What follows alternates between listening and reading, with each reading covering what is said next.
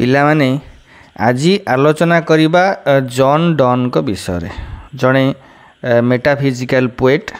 Metaphysical poet कौन तार theme कौन किए किए तार गोटे स्वतंत्र भिडियो मु बनई चैनल रे अच्छी तुम मैंने जाकि देखिपर। तो जड़े विशिष्ट व्यवसायी पुत्र किए जॉन डन लंडन रे तांकर जन्म 1573 रे मृत्यु 1631 रे। मुख्यतः जॉन डन को कविता को दुईटी पर्याय आमे विभक्त करि थाउ।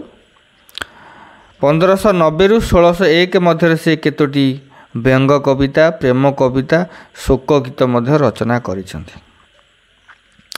किंतु 1610 परे से मुख्यतः धर्म कविता बा धर्मीय कविता से लिखिसंती। तांकर व्यंग कविता मध्य of the progress of the soul very famous. तेणु विशेष जो तांकर व्यंगात्मक दृष्टिभंगी प्रेम कविता गुड़िकर मध्य प्रतिफलित। यही जो प्रेम कविता गुड़िकर प्रेमिकार विभिन्न अनुभूति तथा मानसिक अवस्थार से सूक्ष्म विश्लेषण खूब सुंदर भाव करिसंती एवं तीव्र उत्तेजना भितर कवि निजर हृदयर आवेग मध्य प्रकाश करुवा भली ए कविता गुड़िकर मन हुए। प्रेम कविता गुड़िकर एगुड़िक मुख्यतः तांकर व्यक्तिगत जीवनर आम समस्तंकर व्यक्तिगत जीवनर गोटे जटिल अनुभूति उपरे आधारित जॉन डनकर जो प्रेम कविता गुड़ा। सेहीपरि तांकर धर्मीय कविता मध्य प्रेम कविता परी अत्यंत व्यक्तिनिष्ठ। एथिरु द्विधा आंदोलित गोटे महान हृदयर परिचय देइथाय आमको जॉन डनकर धर्मीय कविता। जॉन डन कैथोलिक संप्रदाय परिवर्तित होइथिले मध्य परे एंग्लिकान चर्च रे विश्वास स्थापन करथिले।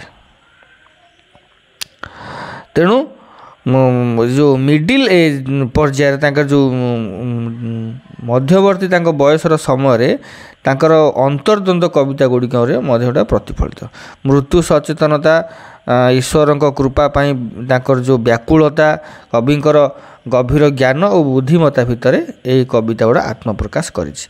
ए समस्त गीति धर्म कविता ये जो ईश्वर प्रेमी जो कविता धर्मीय कविता गुड़ा गीत धर्मी कविता मध्य 19टी सनेट। यही सनेट गुड़ी को आम होली सनेट्स मध्य कह जाए। 19 गोटी सनेट को होली सनेट्स बेले बेले परीक्षा पकई थाए सीपीट रे। तेणु एथि मध्य अधिभ जो मेटाफिजिक्स जोटा आम कौच से कवितार बौद्धिकता और कष्ट कल्पित उपमा बा पैराडॉक्स मध्य परिलक्षित होता है। तेणु जोटा को आम मेटाफिजिक्स बोली कौच मेटाफिजिकल पोएट्स बोली जोटा आम कौच। पिला माने खूब संक्षेप रे आम जॉन डन को विषय आलोचना कले। पुणी देखा नेक्स्ट क्लास रे। रहुची। Have a good day.